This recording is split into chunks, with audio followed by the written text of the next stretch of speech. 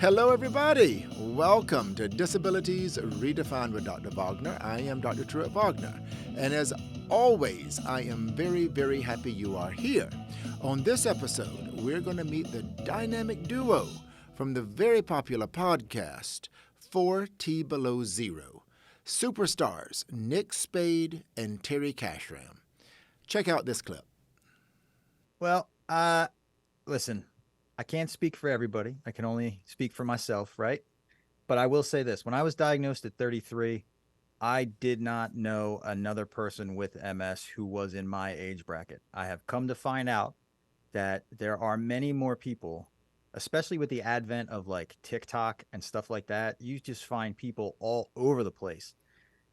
So, yes, one of our goals for the show is to normalize it, especially for men.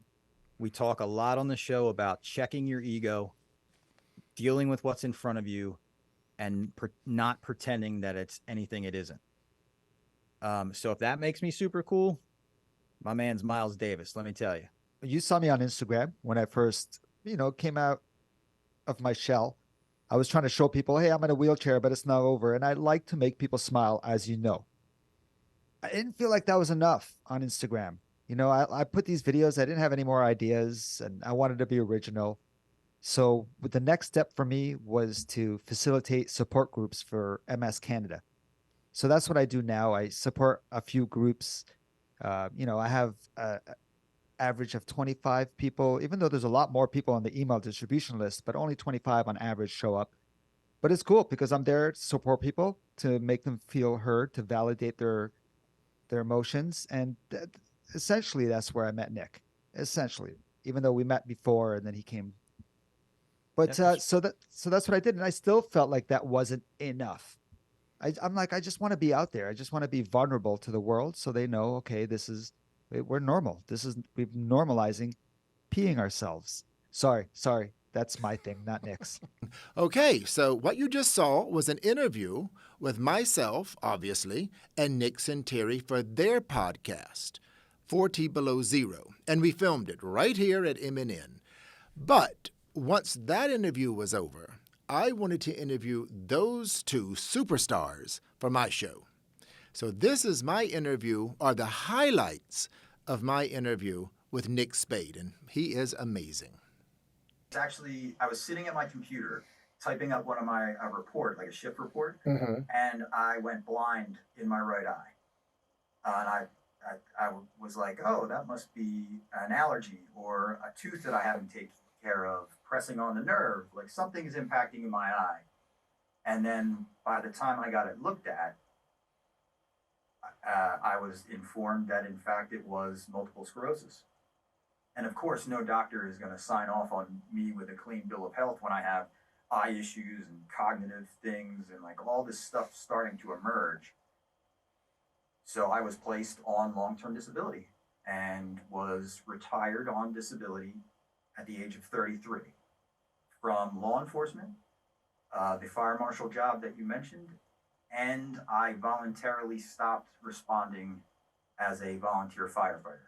Terry and I try to do on the show is we try to give a voice to people who are living with multiple sclerosis or whatever disability we tend to be talking with, but people who feel like they don't deserve to have a show or they're not worthy to have a show. We seek those people out and say, listen, if you feel like a nobody, don't. Because this show is for you. Like, we're coming to you to ask if you want to be on the show with us, because we don't think we're anything spectacular. We're just two friends that happen to have a good internet connection and some microphones. You know what I mean? It is not abnormal to see somebody with a disability who is not hiding their disability.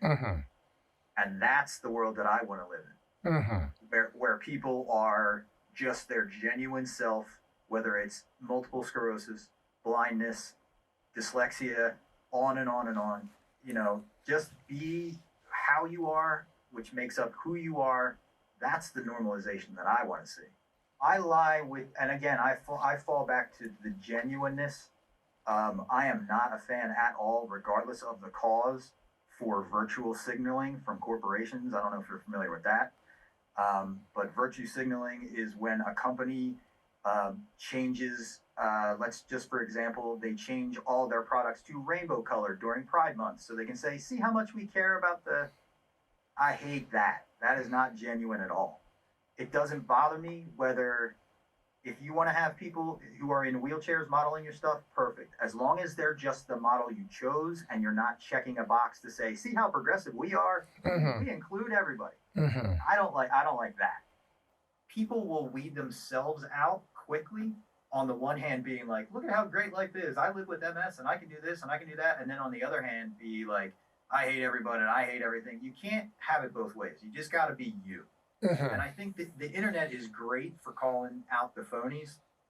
And that's why, I hate when people are fake happy. I'd rather have the real version of anybody. I say often on my show, and Terry and I say it a whole bunch. If you're listening to this, if you're watching this and you're struggling, you have to reach out. You are not equipped to deal with it on your own, and that's okay. Now, Terry Khashram. I interviewed Terry 2-3 years ago.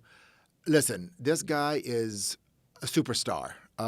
He is bright, funny, and very, very caring and passionate about his message, and a good friend of mine. So I will not be back this episode. I'm going to give the last word to Terry, and I'm going to plug this great podcast one more time. Do yourself a favor. Go check out 4T Below Zero. You'll love it. All right. Take it away, Terry. So, man, I don't have any intentions. My intentions in this world, honestly, is to live a life of happiness, man, of no shaming anyone, just smiling, man. Everyone has their struggles behind closed doors. And I understand everyone has their struggles because I have my struggles. I was the guy in a car. I was the guy who went everywhere in the city.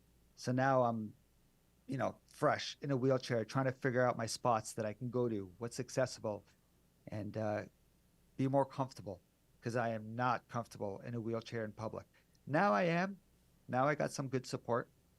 But the first 2 years was hell, and, nobody there. So I feel this is why I'm trying to show everybody in the real world that it's not over. Look at my life. Look, my dog pulled me off my chair. And people didn't want me to share that. They were like, no, that's really bad. I'm like, what do you mean? This is my life. If I was walking and I fell down, you guys would laugh. I do know who I am. And sometimes I shame myself of who I am.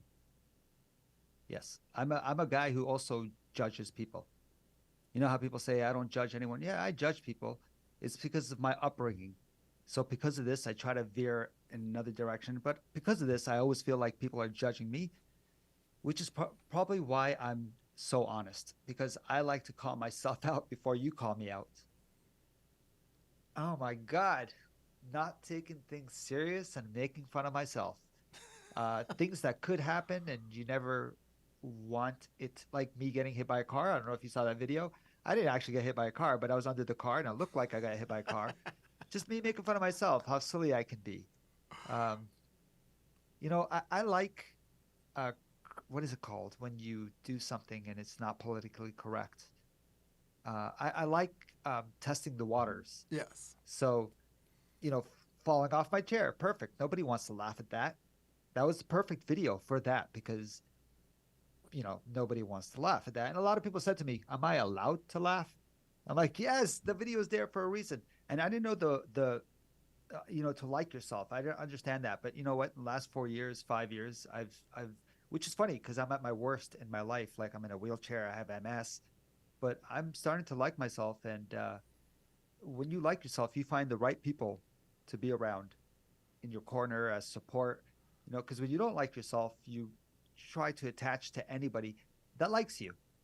So you're like, oh, you like me? Okay, cool. But when you like yourself, you become a little more independent with who you actually want to be around. And this is me. This is the cutting off thing I do. But whenever someone gives me a compliment, they make fun of me because I always tend to go, stop it.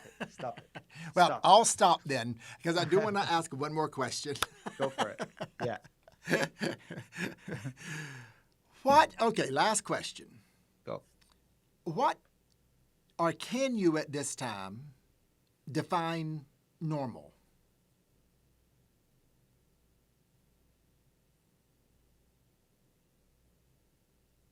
Wow. Like, I mean, if you ask me what my definition of normal is, there is no normal. But it depends. Are you asking society? No, I'm asking Society's you. normal is messed up. Yeah. You know what I mean?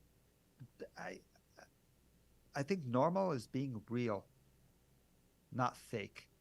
Speaking what's on your mind. You got issues. Um, everybody has something. I'm talking about bipolar. If you have schizophrenia, there's everybody with something. This is normal. This is life. We live it. The human and what I can never say this word anatomy. I cannot believe. See, this is real. When I talk with Nick, if I mess up a word, we never fix it. We just let it go, and that's normal. That's what I tell Nick too. Whenever I mess up, he's like, "Oh, I'll edit that." I'm like, "No, no, no, no, no! Don't touch that. I cannot." I was having problems saying the word. Oh my God, exacerbate. Now I can say it, but I had problems, and I sounded so silly. And he's like, "I'm going to edit that." I'm like, "No, no, you keep that because it will relate to a lot of people who have problems saying certain words." You know, normal is just everyday life of what we all go through. There is no abnormal.